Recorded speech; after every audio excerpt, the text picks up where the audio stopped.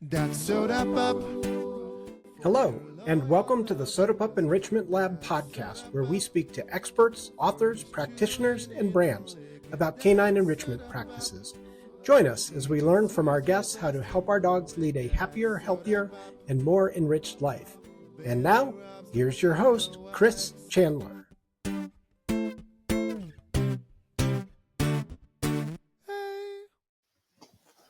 Hello and welcome to the Soda Pup Enrichment Lab. Today we are going to be talking to Shannon Arney, and Shannon has the Instagram account Echo and Inyx, and is also the owner of Dogs in the Meadow Botanicals, and we're going to talk more about all of that. And so, Shannon, I'm just going to let you, if you will, just do a brief introduction for us. And if you'll also, when you introduce yourself, tell us about also the pets that you have at home. Of course. So my name is Shannon and I live in Tasmania in Australia. I live with my partner and our 3 children along with my parents as well. So we live multi-generational, and that is a really big part of our livelihood. I personally have Echo and Inyx, my 2 animals. So Echo is a Border Collie cross Tasmanian Smithfield. She's a herding breed. And Inyx is a Moggy that couldn't find a home, and we sort of got stuck with her, but we wouldn't change her for the world. She's definitely fit in well. And we also what's a Moggy for those of us who are not not 100% Australian literate? No problem. It's just a mixed breed. You can't really tell what she is. Okay. She's bit of everything. And yeah, she's very much the runt of the litter as well. So she's only a tiny little thing. But we also have 2 other cats. So we have Mr. Momo, who's been a family cat for quite a while, and we've just taken him on while he's living out his final grumpy old man years, because he is 15. And my partner recently fell in love with a little rescue kitten. He's called Otter Cinderborn, and he is a ragdoll mix, but he is half blind and he has some brain injury as well. So he's a bit more of a challenging pet, and that sometimes he gets a bit confused, but he's very loved. So those are the ones. And my parents also have a cat and 2 dogs as well. So wow. Yeah, there's lots of animals, but it's wonderful. Got quite the crew there. Yes. Yeah. And so one of the things that I just want to point out, which is going to be a little bit different in this conversation than ones that I've had with people so far, is that we're going to be talking about enrichment, food-based enrichment, both for your dogs and your cats. Yes. And you show a lot of that on your Instagram. So I found that really interesting, and I know that a lot of people have both. So you'll provide us some new information. Yes. So yeah. How did you get started with pet enrichment? That's a really good question. I guess there's sort of 2 answers to it, because you have Echo's enrichment side, which is definitely the more aesthetically pleasing and the pretty enrichment. And that definitely started when Echo came home, and it started more as a necessity, because when I started doing her raw meals and I was making them, I was trying to find what foods she liked, and that went from plating them on an area that gave her the opportunity to choose and which ones she preferred over others, and then it sort of created the pretty ones. But as a family, we've always provided enrichment for the dogs. When I lived on a farm in New Zealand, we would have farm dogs, and instead of just putting food in a bowl, we would scatter feed it, give them that extra enrichment as well. So it's always been a big part of our lives. I guess for a long time, I just didn't really realize that that's what it was. It was always just what it is, what you do to try to meet the needs of the animals. And so with the scatter feeding, and so for people who don't know that term, the idea is to take their food and to broadcast it, like outside. It could be, the yard, the field, or whatever, and to let them look for it, sniff for it, forage for it, which is much more natural to the way that animals eat, instead of, having it just plopped down in front of them in a bowl.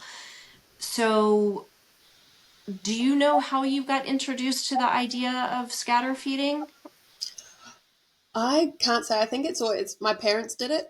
So it Okay. was just one of those things that, you see your parents doing and you just Yeah. continue doing it and giving scraps of veg or bits of meat as well. And we've Right. always fed raw bones and always done things like that. That Right. scatter feeding and just providing a little bit of extra enrichment has always just been a part of what we've done for all of our animals.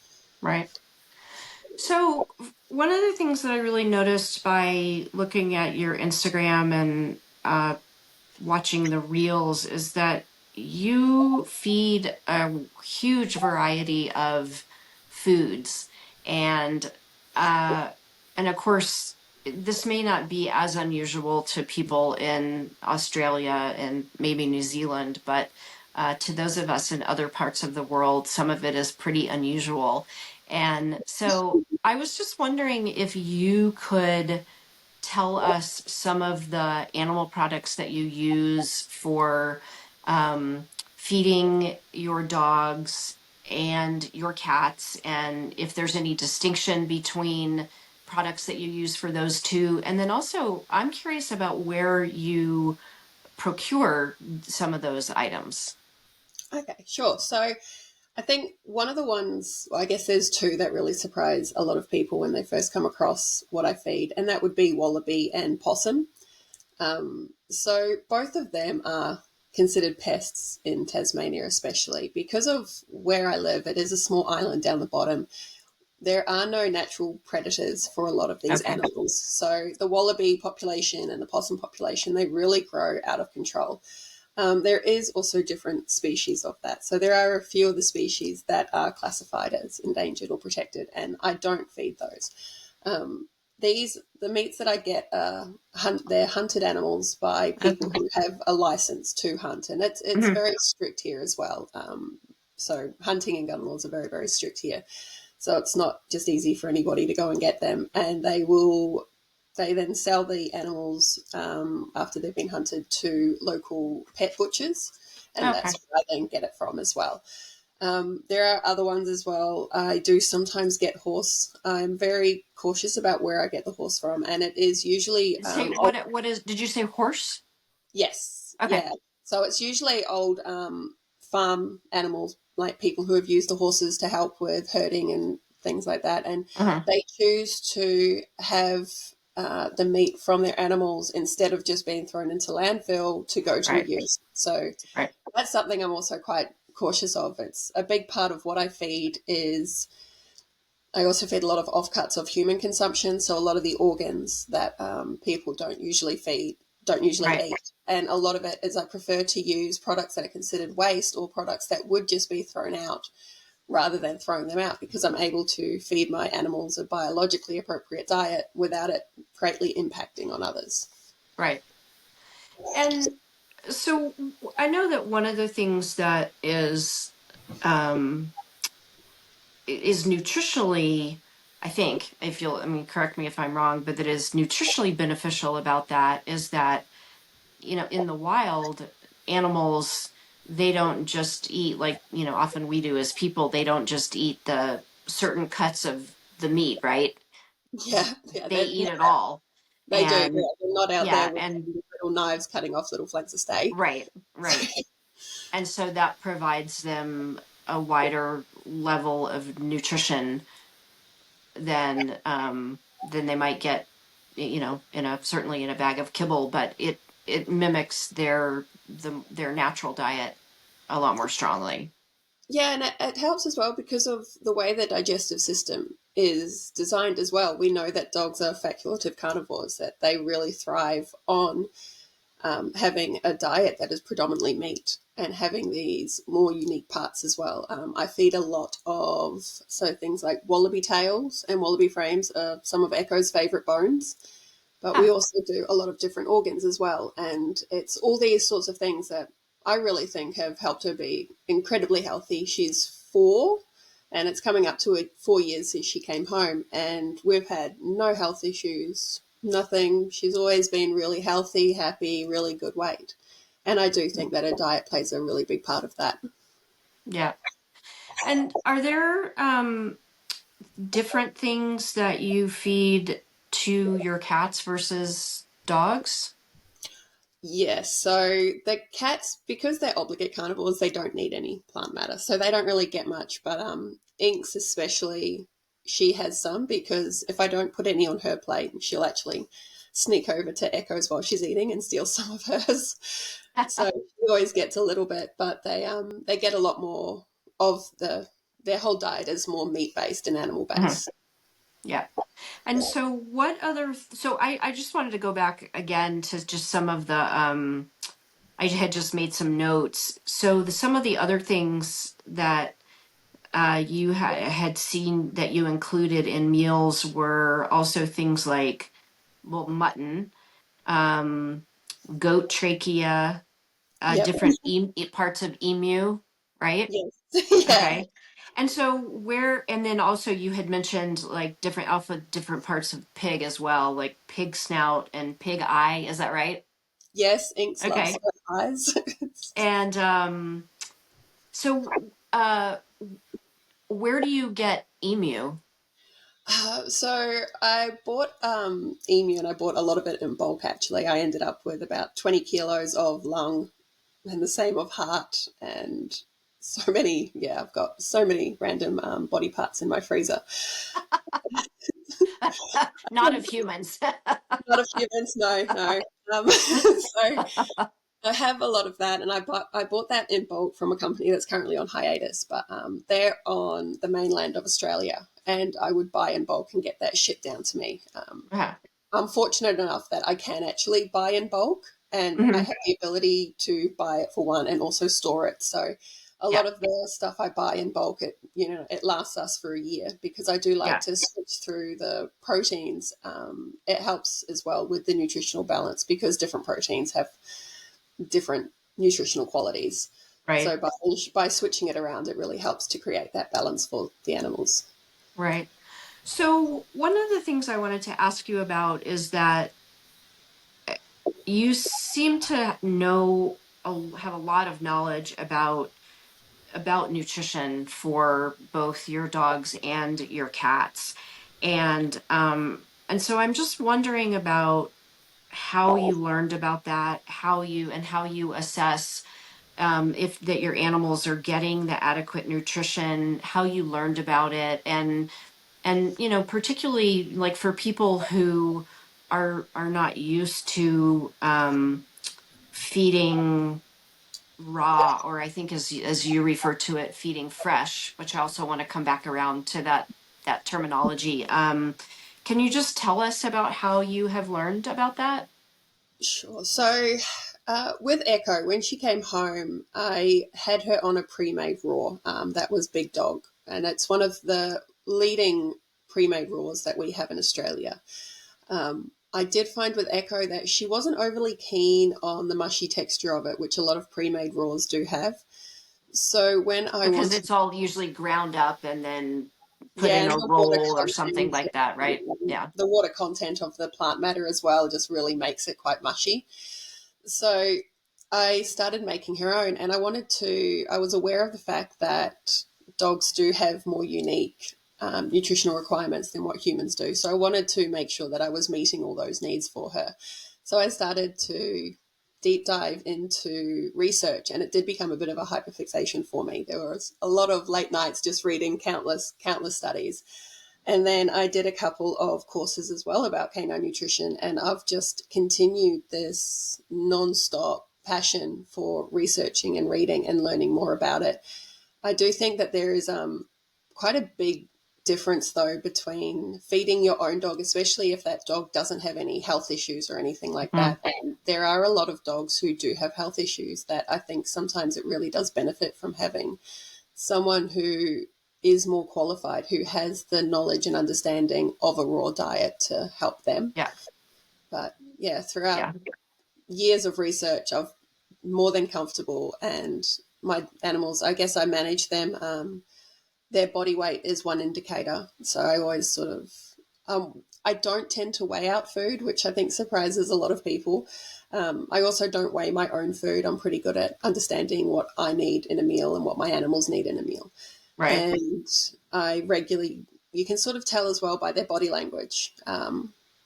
So I also rotate through different proteins, different plant matter, and everything to ensure as well that they're getting the nutritional requirements they need. I think a lot of the time, raw or fresh, it does come across as being really complicated. And I think for the whole, it doesn't necessarily need to be. It's just this understanding of what these animals need in their diet and how Yeah. we can provide that. So for you, are there any or have there been any resources that have been particularly helpful for you in terms of learning about this? Raw fed and nerdy. I think she is brilliant. She has a lot of great information on there. And also, there's a fresh feeding group on Facebook that is Australian based, and Ah, it does have some really good information as well. And there's also, oh, sorry, I'm drawing a blank. Totally Rawsome as well. oh, So there's a okay. couple of really great companies that have information and the studies as well. Dr. Connor Brady, I think he is incredible. He has a lot of knowledge and he's done a lot as well for the raw feeding community. And there's actually going to be a year-long study done on the benefits of raw, a complete and balanced raw diet as well for dogs. And that's going to be done in England as well, I think, in the coming years. So that's going to be since there isn't a lot of studies done on Right. how beneficial fresh feeding, raw feeding is, they're going Yeah. to actually have this study, and it was completely funded as well. So Yeah. it's really brilliant that that's going to happen. Oh, that's great. Interesting. So I will get those resources from you, and just so that listeners know, I will put those in the show notes. So with your the access to the things that you have, and with your knowledge of feeding your dogs and cats, do you use any kind of supplementation, or are you able to know that your pets are getting everything that they need just from the food? I don't use a lot. There are some supplements that I do regularly feed. That's Ascophylium nodosum seaweed, and I feed Yes. it as dental health. I think that's a really fascinating one with a lot of full peer reviewed studies that really show the benefits of it. And can And you tell us, that's one of the things that I had made a note of that I wanted to ask you about that as a dental health supplement. So can you just tell us more about that and what its benefits are?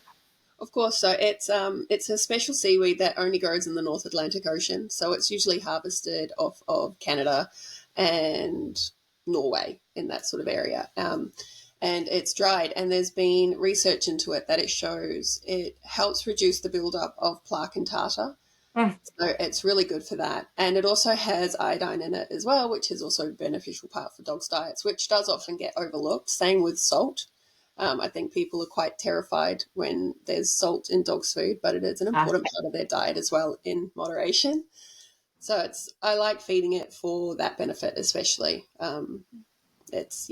My animals have incredible teeth. One of my parents' dogs, she is coming up to 12, and she has had no dental work. She doesn't have teeth brush, but she does have her Ascophylium nodosum daily and raw meaty bones as well, and her teeth are in incredible condition. and so the seaweed, does it come in a powdered form or liquid, or what is it like? So it's sort of really fine granules. There are some that you can get that are ground finer as well. The one that I get is more of quite a small granule size, and I just sprinkle it over the animal's food. They seem to enjoy the taste because there's never any left on their plates, and they get that once a day. Yeah, well, that's fascinating. So one of the things I know that or the terms that you use is feeding fresh. And I was just wondering if you could talk a little bit more about just sort of your choice of terminology and why you have chosen that over, I guess, the other popular terminology is feeding raw. I think fresh encompasses it more. There's a raw diet is what is biologically appropriate, but it's not something that suits every dog. And there's a lot of dogs that benefit from a fresh diet that may not be raw, but it could also be cooked. fresh is more just about the less processed food and finding a food that sort of works better. I know, especially with the current bird flu and all the problems that's happening as well, there's a lot of pet guardians who are switching from a raw diet to a fresh diet and cooking it because it's a less concern of them. And I think that makes sense as well. And I think that by just calling it a fresh diet, it's more encompassing of the whole feeding a less processed diet and not necessarily a raw diet, just feeding the diet that best suits. Okay. Yeah, that's a great distinction. So the other thing that is big for you in your pet diets, and just it sounds like big in your life, is botanicals for animals. And I think that I said before, but I want to say it again. So you have a business and a website called Dogs in the Meadow, right? Yes. So can you tell us more about that? Of course. So when I started doing enrichment meals, I incorporated a lot of what we grow. And a lot of what we grow is also, we love flowers because flowers bring joy. So we'd always have them in the garden. We'd often use them in our own salads or to decorate cakes and pastries. And I noticed that Echo particularly enjoyed sniffing them as well. And sometimes I'd find her out there trying to sneak a couple of flowers. So, after talking to a couple of people as well that I know through enrichment, they were like, I'd love some of the flowers. And I really started thinking about being able to provide an organic, preservative-free, natural, non-calorific, because I think that's something big when it comes to enrichment meals, is you do see a lot of these incredible meals, but they can have a lot of toppers, which just add the calories on, and it can be quite damaging if you feed a lot of excess calories as well. So I wanted to be able to provide something that gives the people as well the ability to create something pretty, because that's why a lot of people do it. But also it provides a unique experience for animals. Dogs have an incredible sense of smell, and so many of the dogs that we know are living in cities and they're constantly being bombarded by artificial scents and by pollution. And we're very fortunate that where we live in this quiet little area where we have some of the cleanest air in the world, and we're growing all these flowers without the use of mechanical tools and without any artificial scents or anything. And for many dogs, being able to experience these unique smells, it's something that they really enjoy. And we've noticed as well that there's a lot of dogs worldwide that really enjoy the scents and the tastes. So it's been wonderful to be able to see these dogs all around the world enjoying our flowers. So tell us about some of your the flowers that you offer, and you've think botanicals for dogs and cats, right? Yes, yeah. I recently launched a little Cats in the Meadow range. Okay. So tell us about some of the botanicals that you offer for both dogs and cats, and just what you have noticed and found with some of those. I think there's the ones that dogs prefer the most, that dogs really enjoy, and that would be cornflowers and the corn silk. Corn silk, I think especially, it's a very sweet one, but it's also one that a lot of people really love as well because it almost looks a bit like fairy floss. So it's quite popular in enrichment. And so they like the smell and the taste. I mean, in your observation, yeah. Yeah, it's been interesting. There's actually a couple of people who, before I launched, I sent out little taster packs too to get ideas. And one of the dogs, he is known for being very particular about his food, very fussy, and he ate the corn silk every time. Absolutely loved it. There was another dog as well that the first thing they'd ever eat on their meal when they had the corn silk out was the corn silk, because it is quite a sweet taste. I've tried all the botanicals we offer, and I can't say that the corn silk has as much of a sweet taste, but I guess that's just dog choice. But you're not a dog.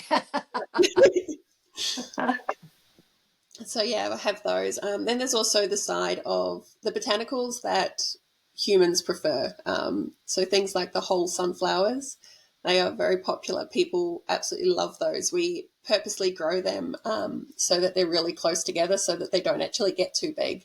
And then I dry the whole flower heads, and they make an incredible statement flower, and people really love to use those on enrichment as well.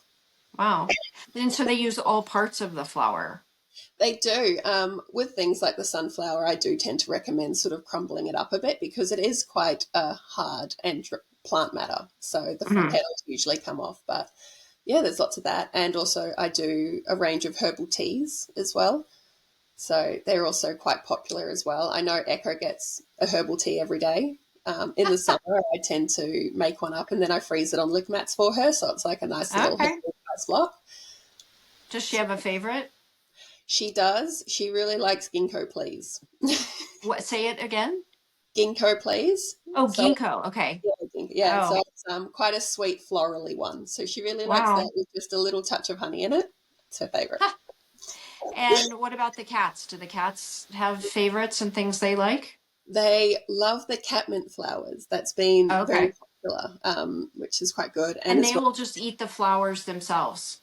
they Wow. do, yeah. And they also really love the cat grass as well. It's a very sweet one, and I keep it where it's grown. I make sure that it's watered really, really well, so the sweetness of it really comes through.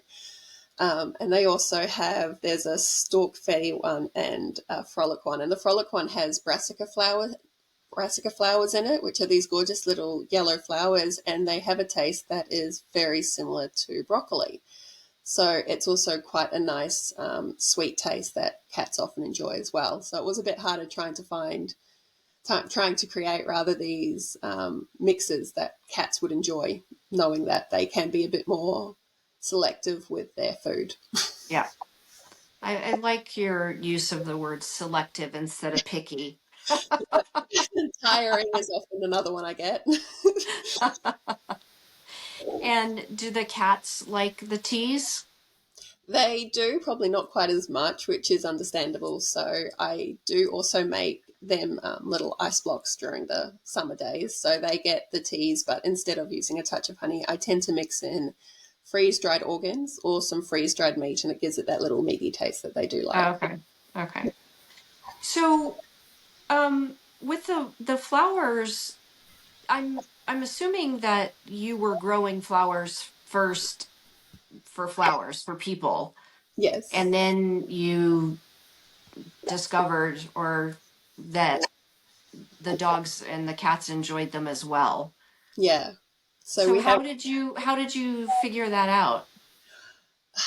definitely started with Echo when I was creating the meals. So how I started by giving her the option of different foods on a plate. And then I just started having a bit more fun and creating the pretty meals that people sort of know now.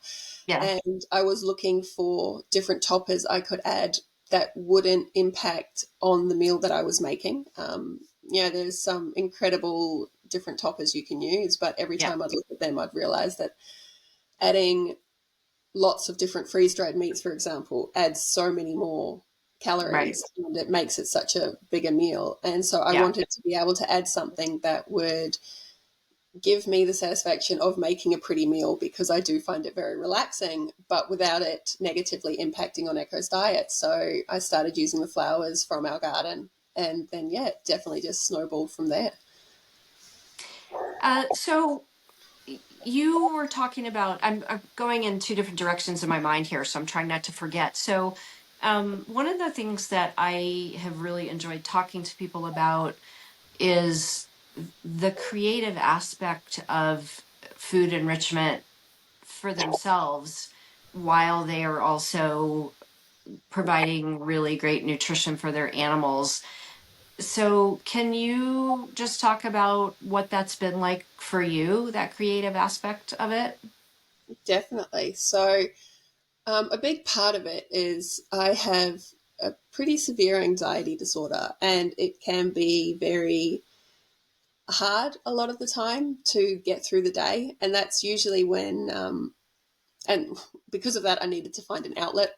I tried a lot of different things, and it wasn't really until I started playing with Echo's food and plating it up that my brain sort of went, this is a brilliant way. I really actually enjoy this.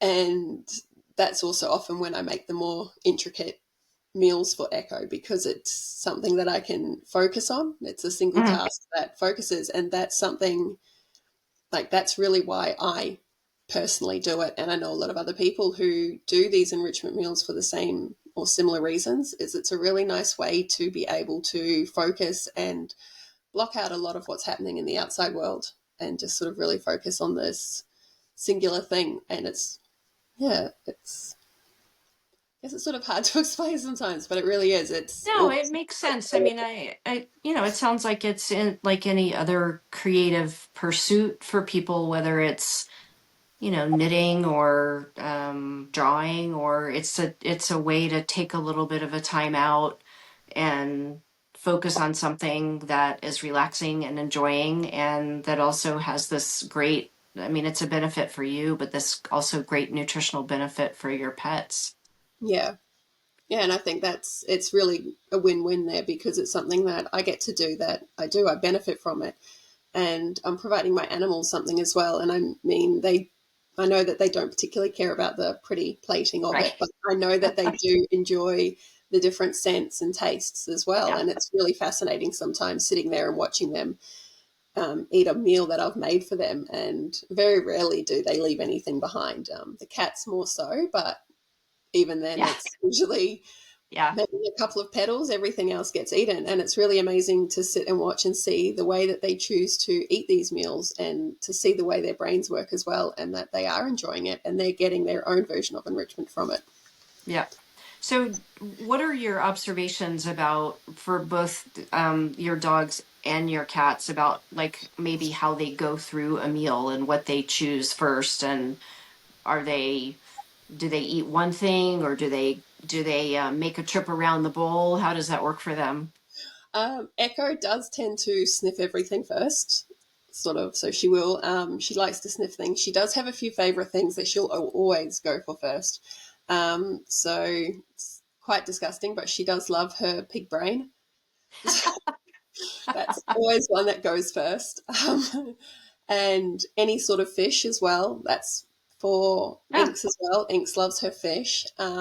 Otter loves organs. So if there's any organs on his plate, doesn't matter, he'll go for those first. And Mr. Momo is much more of he just sits there and eats it. So this is my favorite time. He's Doesn't very much the grumpy old cat. So, doesn't matter to him. yeah, So, is it more satisfying to feed your animals than to feed your kids? sometimes. one of my one of my children, she's 6 years old, and she's very much in this. I don't like that, but then she eats it and she says, "This is the best thing ever." And I'm like, "That's." Ah. So it can be. There's a little bit less questioning over it, but it's really good because my kids get involved as well in making meals and Yeah, I feeding. wanted to ask you if they enjoy doing the food enrichment with the animals. They do. They often ask to make an enrichment, and they know which foods they can use to make up a quick lick mat and how they can decorate it. So that's fine, and Uh-huh. it's really beneficial for me because it's like, okay, off you go. You enrich the Right. animals, enrich yourselves. That's going to help me.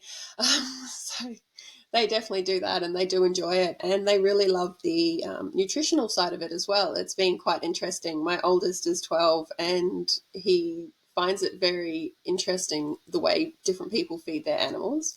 Mhm. And he is actually known to, when he goes to a friend's house and if he sees they've got dogs, they're like, "Oh, so what do you feed and how do you do this?" That's So yeah, great. it's kind of funny, but yeah. So it's really beneficial. It's really good as well to see the kids Yeah. enjoying not only the companionship of our animals, but also making sure that they're providing them the best food that they can as well. Yeah. So, what kinds of enrichment tools do you like to use? So different mats, obviously, or Like lick mats or yeah, trays, feeding trays, or mainly lick mats, and I really okay. like the ones that I can. I usually prep them up and freeze them, and then I can just stack them. So at the moment, I think I have about 10 stacked in my freezer, just ready to go. So I can And just so, grab them. what kinds of things would you put in a lick mat? Is something that you're going to freeze versus something that you're making? Um, uh, it's all fresh, but it's not going to be frozen, I guess. So for the frozen ones, they are definitely less pretty to look at, but they're definitely more of a function. And it sort of depends on the season because I do like to use a lot of the fruit and vegetables we grow. We actually grow about 70% of our yearly supply of fruit and vegetables. Wow. Yeah, it's a big part of our life. The meadow is as well. Like dogs in the meadow is just another step of the way we choose to live. So I like to do a lot of fruit and vegetables that we have, and at the moment it is summer, so we have a lot of berries. So I think it was a couple of days ago I went out, I picked a bowl full of berries, put a handful in the blitzer with a little bit of some of our homemade yogurt and a bit of water as well, just to sort of water it down, and I just poured that over the lick mats, and then it's a frozen smoothie. During the winter, we tend to have a lot more root vegetables as well. So then I'll often make a bit of a pumpkin smoothie, same sort of thing. And then that just gets frozen on them as well. And it's just a really convenient and easy. Plus, also, it's not too heavy on the calories as well. So I don't mind Echo having a couple a day Yeah. as well. Yeah. So in terms of your feeding, what is your feeding schedule like for your animals? Usually Echo gets one meal a day. The cats do get a bit of a smaller breakfast and then a bit of a bigger dinner. But it's also, I use a lot of treats for training throughout the day. Training is a big part of what I believe, and I do a lot of force-free training only. So it's a lot of reward-based, and all of the animals really thrive on treats, and they love their food rewards. So by only feeding sort of one meal at night as well, they're still getting calories, and they're still getting snacks and energy throughout the day in their training as well. Yeah. And what kinds of things are you using for treats? I like to use a lot of freeze-dried or dehydrated meats. I'll also often make up, it's called fish fudge, which is as disgusting as it sounds. Basically, just a tin of sardines in spring water, and I add an egg to that. And sometimes I'll add a little bit of a flour, often oat flour, and then I just microwave it, and it's a really stinky fudge texture that all the animals then love. And Wow. I So you also, might, would you, is it deep or is it in something, is it pretty thin or yeah, how do you you? just put it on a bit of baking paper on a plate and Oh, bake a minute and a half in the microwave, and then it's done, and I can just tear it up. But yeah, it's beneficial because it's really stinky, so that they know when I've got it as well. So they're like, "Yep." yeah, like, yeah, So mom has treats. yeah, time to do all the training. And I also sometimes I'll use a few little cookies as well. I have a friend who she makes these amazing cookies for dogs as well. Without, she's very aware as well of the nutritional side of it and Yeah. trying not to do that. So I like to feed those as a very special treat. Echo gets particularly excited because she does love her cookies. Well, that's amazing. So, I mean, you do so much of this all on your own and from what you and your family are growing. It sounds delicious and nutritious, and I wish I could come and eat with you. Yeah, we get a lot. It's definitely a lot of good food, and it's Yeah. really good that we can share it with our animals as well. So I know that you said that you do training. Do you do, besides food-based enrichment, do you do other kinds of enrichment with your animals? Definitely. Echo loves puzzles. She's got a really big brain. She's both of the breeds that she's from are herding breeds. Not a lot of people know Tasmanian Smithfields. They're not really a recognised breed, but they're commonly used as a herding breed in Tasmania. So I needed to find a way that would really meet her needs Yeah. because otherwise she's not using that brain of hers. Yeah. We do a lot of puzzle games. We do a lot of trick training as well because she loves her tricks. So she can dance on my feet. She does piggyback where she jumps up on my back and looks like a little backpack. We also have bought a lure coursing kit for her, and Okay. we have the property. I've been able to sort of set that up for her, and she loves it. It gives her the outlet of her desire to chase because she does love chasing. Yeah. But she's also the biggest scaredy cat. There's a couple of sheep over the road from us, and she's pretty much terrified they're going to come and break into the house. So she would not have done well if she had to actually carry out her genetic legacy, right? No, Of she hurting definitely. things. Yeah, she came across a bird in the meadow one day, and she just lay down next to it and refused to even look at it because she's like, nope, pretty sure this is terrifying. So, Aw. yeah, definitely not much of a herder, but really good. Aw, well, that's sweet. So, um, is there anything that you would like to pass on to people about enrichment or food-based enrichment that we haven't talked about today? I think the main thing that often does get overlooked is it doesn't have to be pretty. Like it really doesn't. And I know that sometimes sharing the pretty meals that I share, people feel a bit intimidated or they feel like they're not doing enough. And that's definitely not true. One of the reasons why I share what I do is to hopefully inspire or even give ideas. There's a lot of people who reach out and they're like, I didn't even think about using that as a food base or anything like that. And yeah, it doesn't have to be pretty. You don't need to overthink it. You know, a little bit of yogurt on a lick mat is just as enriching as Right. spending 10 minutes making this incredible thing. It's Yeah. about the dog at the end of the day and about the cat, and cats really thrive from it as well. Yeah.